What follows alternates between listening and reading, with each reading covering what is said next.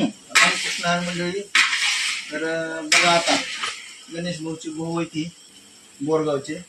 तर आज नानाभाऊ गणेश भाऊ नवीन टॅक्टर घेतलेला आहे.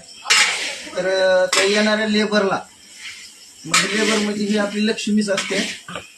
तर त्यांच्यासाठी काही पोहे करायची तयारी चालू आहे.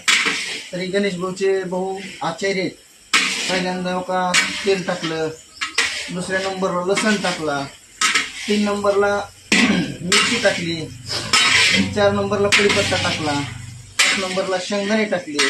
आता सध्या काही भाजून घ्यायला चालू आहे.